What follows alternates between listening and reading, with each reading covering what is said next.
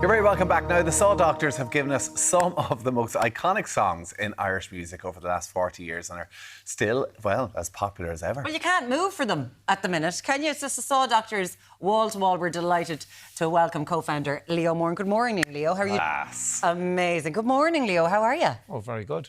Very good. That was in the Black Box in Galway, you were just saying. Yeah, good while ago. A good while ago. Yeah. The people of Galway singing that back to you, that must have been an interesting one. Oh, yeah. Well, we have a few Galway songs as well, so we try and keep as many people happy as possible. It's a hard one, that, because you're a Galway man yourself. So, I mean, yeah. you're singing the green and red and Mayo. That's rivalry there. Oh, there's great rivalry, but we get on great with them. You get on great with them. Yeah. Were you happy to see them win, or just delighted? For the success of the song, or just actually? No, just for the people. Okay. There's so much trauma involved over the years, so they really deserve it. It was a huge outpouring from everybody. It's actually been wonderful, and to have an anthem like that, like to see what Kingfisher have done with the GAA song, but you've been really associated with GAA, with these counties for so long. So hearing it blast out in Croke Park, here after they have finally won, you're genuinely you're part of history now. Yeah, it was a little part of it was a huge event. It was a historical sporting event in Ireland, all right. It was exceptional. So for us to have been a little part of it is amazing. For the song, though, The Green Red of Mayo, it jumped by 1,300% in the Spotify charts to number one. It's insane. You beat Olivia Dean. I think you left them all in the dust. Well, yeah, and we didn't even lift a finger. Yeah. Olivia Dean wouldn't have much of a Mayo song now, I'd say, but she could do with doing one. To get on that. How does it feel, though, whenever you see a song that was such a part of your history years ago, whatever else, to come back, and to be top of the Spotify charts again? It's hard to believe, really, and like I said, it's pure luck. It's not because we did anything, it's just because Mayo got their football together and did the job, So we're kind of passive. We're just riding the train, really. But it's wonderful to have created these songs that it feels like most of us know from the womb at this stage. It's kind of like you come out with a Saw Doctor song. You've been going for 40 years, and the songs that you've managed to write in that time that we all know, that we all sit back. There's not very many bands that can say that, Leo. Yeah, I think we've been very lucky. We were always hoping we'd write a song that people would like down the years, so we have a couple of them. We've been lucky. You definitely have a couple of them. I mean, we were talking there about the hurdy-gurdies. I Used to Love Her takes me back to my childhood. I mean, iconic anthems, and N17 as well. But it's kind of got a real nostalgia piece to it as well for people who've emigrated and left Ireland. What is it about that song that really triggers that kind of emotional response? Well, I think at the time people were buying the tapes, which it was at the time, and they were sending them to the people in their families who were abroad. And I think it was like sending them a letter or a postcard. It's like, here's a little touch of home for you.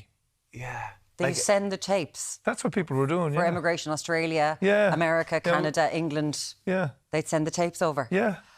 And then it grew from there then. So did your life change from that then, when there was the immigrant community that people had left, that you would go and perform for them? Yeah, it was great because it opened doors for us to go abroad. Yeah, hugely so. Yeah, and then the immigrant community came first, and then they brought their friends, and every time we went back, more friends got brought. So it spread out a nice little bit too. And America, New York, Boston, Chicago, sold out concerts, mega. We're just seeing there in Galway, the crowd singing, the emotional response you have with those songs going back so long is amazing. Yeah, we're very lucky. We have songs that people like. The songs are the stars of the show, Yeah. And people have said, music has become timeless.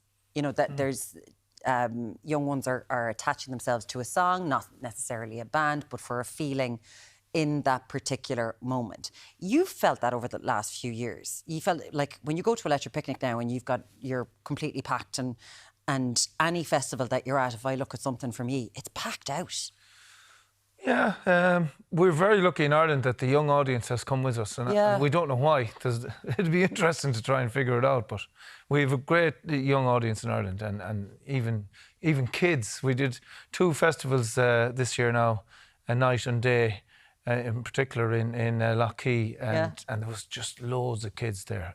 It was just Did you not go up and ask them, why are we so popular amongst you lads? And Kaleidoscope was the same, like, not just, Festival. beautiful. Yeah. It seems to be a new trend where young people are able to go to a more relaxed setting than, say, Electric Picnic, which is a bit hectic. Well, life must be good for you, because I haven't seen a man more relaxed on the sofa, really, with the shorts and I mean, it's not often people get the feet out on the telly for us. Well, I didn't think they'd be visible. No, I want to get a zoom in on them. Tell you what, they've always had fresh manicure, the toes, the nails cut and everything this morning. Oh, well, we're here anyway. So you're here, you're going, were you at the Fla? We were. How was it? It was amazing. We played at the Féile, which ran simultaneously, the West Belfast Féile, and the Fla, and just Belfast was transformed. Hopping. It was absolutely hopping, beautiful, everybody in good humour, music everywhere, class. It was an what a success story, hasn't it been? It was obviously Mullingar last couple of years as well, but to go up to Belfast, I think it's opening doors and bringing community together, which is really important. It felt really good. It felt special. Yeah. It's gorgeous. You're going straight to another festival, I think, though, the Lovely Laois Homecoming Festival. Yes, that's why I'm here, really. Yeah.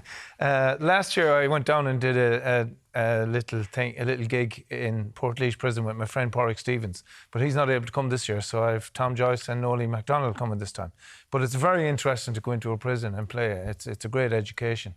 And, I studied sociology with Michael D in college, and prison communities are, like, not all criminals are in prison, and to get into prison you have to commit a crime, you have to be caught, you have to be charged, you have to be convicted. There's all these, and there's a lot of variables along the way. Yeah. And then why do people commit crime? Usually people commit crime because they have lesser options than other people have to move on in life. Crime thrives in poverty, crime thrives in addiction. So the reasons people are in prison, it's not just all the bad people are in prison and all the good people are outside. Yeah. And when we go in and sing a few songs, it's great for the lads because it's just a break in their routine and it's something different. We do talk about prison overcrowding. We've obviously been talking about Daniel Kinnan this morning so much, but and we also talk about two prisoners and from prisoners on this couch about what life is like and how you fall into these systems. As you said, you studied sociology under Michael D, wasn't it? Was he a good student? He was a brilliant teacher. Oh, he's a the teacher. Studied with him. I thought you were alongside him. So when he was teaching you, that was when he was one of your lecturers in college. That social justice that we always hear from, that was always there, right? Yeah. Oh, yeah, absolutely. And it was a great education for us coming from a normal secondary school education. It was so much broader. And it opened your mind to this. So when you get to do something like this in prison, it clearly means an awful lot to you. But you must get something from it as well. Well, I get more from it probably than the lads in the prison do. Okay. And people say, oh, it's a holiday camp in prison or whatever.